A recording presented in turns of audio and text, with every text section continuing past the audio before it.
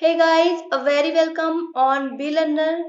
तो आज का हमारा टॉपिक है लीडर्स ऑफ कांग्रेस पार्टी। ठीक है, जो कांग्रेस पार्टी थी उसमें जो लीडर आए उनका पॉइंट ऑफ व्यू कैसे था या फिर वो लीडर कैसे थे। ठीक है, तो इससे पहले वाली वीडियो में हमने ऑलरेडी कवर कर लिया है what is Indian national Congress और यह क्यों इस्टेब्लिश हुआ, कब इस्टेब्लिश हुआ, इसके क्या रीजन थे, इसके क्या पर्पस थे। ये सब हम इसके प्रीवियस वीडियो में कवर कर चुके हैं। ठीक है, तो इंडियन नेशनल कांग्रेस जो है वो 1885 में इस्टेब्लिश किया गया था और इंडिया को इंडिपेंडेंस दिलवाने के लिए इस इंस्टीट्यूशन का बहुत बड़ा कंट्रीब्यूशन था। ठीक है, योगदान था।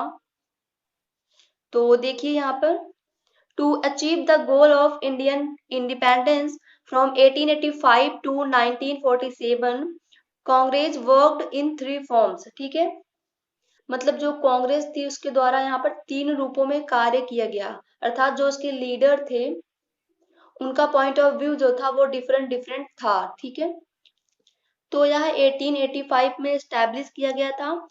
सबसे पहले इसमें लिबरल लीडर्स आते हैं। ठीक है, और ये ऑलमोस्ट 1885 से 1905 तक इंडिया को लीड करने का काम करते हैं। तो इनका पॉइंट ऑफ व्यू कैसा था वो हम अभी आगे वीडियो में समझने वाले हैं। उससे पहले देख लेते हैं तीनों फॉर्म कौन कौन से थे। ठीक है, एंड आफ्टर दिस पीरियड मतलब 1905 के बाद वहां पर ऐसी सिचुएशन जनरेट हो गई कि वहां पर जो अब लीडर आते हैं वो पीसफुल नहीं रहते, वो एक वॉयलेंस लीडर हो जाते हैं। ठीक है, इट मीन्स ऑलमोस्ट 1905 से 1920 तक जो एक्सट्रीमिस्ट लीडर थे, जो वॉयलेंस लीडर थे, उनका इफेक्ट पड़ा यहाँ पर कांग्रेस पर। ठीक है, अर्थात इन्होंने इंडिया को लीड किया इतने पीरियड तक। ठीक है, और इनका nature and point of view change कैसे हो गया, लिबरल से वॉयलेंस कैसे हो गए, वो हम आगे वीडियो में समझेंगे जब हम वॉयलेंस लीडर्स के बारे में पढ़ेंगे। राइट, और इस पीरियड के बाद ऑलमोस्ट 1920 से 1947 तक गांधी जी और कुछ ग्रेट लीडर्स थे, उन्होंने इंडिया को लीड किया। ठीक है,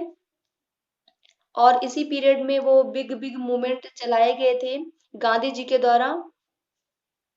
तो आगे आने वाली वीडियो में हम कवर करेंगे जितने भी मूवमेंट गांधी जी ने चलाए थे। ठीक है, और इसी पीरियड में बहुत सारे स्ट्रगल के बाद, बहुत सारे हार्डशिप्स को सफर करते हुए, फेस करते हुए अल्टीमेटली हमें फ्रीडम मिल जाती है। राइट, तो ये था छोटा सा इंट्रोडक्शन टॉपिक को फील करने के लिए।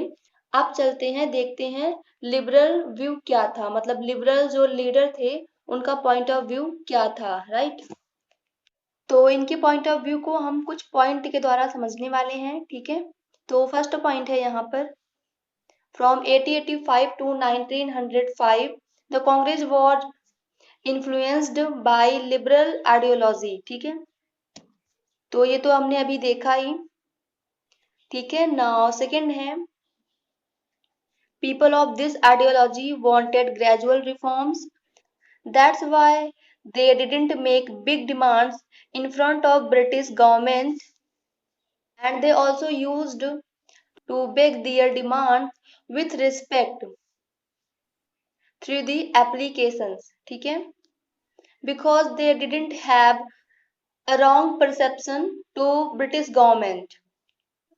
They always had faith and beliefs in the British government. ठीक है, अर्थात जो इस विचारधारा के लोग थे, इस आइडियोलॉजी को फॉलो करने वाले थे, जो लीडर थे वहां पर, वो ग्रेजुअल रिफॉर्मेंस में बिलीव करते थे। मतलब वो चाहते थे कि हम धीरे धीरे अपने रूल्स में, अपने कानूनों में, अपने लॉज में इम्प्रूवमेंट लाएं। ठीक है, वो डायरेक्टली बिग डिमांड्स नहीं रखते थे गवर्नमेंट के सामने, वो अपनी छोटी छोटी स्मॉल डिमांड्स को भी एक एप्लीकेशंस के थ्रू उनके सामने पुट करते थे। ठीक है, क्योंकि जो इनका स्वभाव था, इनका जो नेचर था वो बहुत ही लिबरल था। ठीक है, और यह ब्रिटिश सरकार में, ब्रिटिश गवर्नमेंट में बिलीव करते थे कि वह हमारी सारी डिमांड्स को पूरा करेगा। राइट, लेकिन इस पीरियड के बाद जो इसके बाद वाले लीडर्स आते हैं, उनकी जो पॉइंट ऑफ व्यू थी बिल्कुल भी इनसे मिलती नहीं थी, वो बिल्कुल भी इनके अपोजिट थी। एंड थर्ड में आप लिख सकते हो they wanted to gradually improvement their governance. अपने जो रूल है, अपने शासन में ये बहुत धीरे धीरे इम्प्रूवमेंट चाहते थे। ठीक है, तो अब बात कर लेते हैं इनकी अचीवमेंट की। इन्होंने क्या क्या अचीव किया था, इन्होंने क्या क्या प्राप्त किया था ब्रिटिश गवर्नमेंट से। ठीक है, तो फर्स्ट है यहाँ पर पॉलिटिकल एजुकेशन। जो राजनीतिक शिक्षा थी वो इन्होंने गवर्नमेंट से मांगा था, डिमांड किया था, और उसके बाद गवर्नमेंट ने उन्हें यहाँ अप्रूव किया। क्योंकि इससे पहले यहाँ पर कोई भी पॉलिटिकल एजुकेशन नहीं थी, तो लोग अवेयर नहीं थे, लोगों को नहीं पता था पॉलिटिक्स कैसे होती है और जो गवर्नमेंट होती है वो कैसे कार्य करती है। लेकिन पॉलिटिकल नॉलेज होने के कारण लोगों को गवर्नमेंट के बारे में पता लगा, गवर्नमेंट कैसे कार्य करती है, गवर्नमेंट का सिस्टम कैसे वर्क करता है। ठीक है, एंड सेकंड है रिफॉर्म्स इन सम लॉज। जो कुछ नियम थे, कुछ कानून थे जो कि इंडियंस के अगेंस्ट थे, उनमें उन्होंने सुधार किया, उसको इम्प्रूव किया। ठीक है, एंड थर्ड है फाउंडेशन ऑफ इंडियाज इंडिपेंडेंस।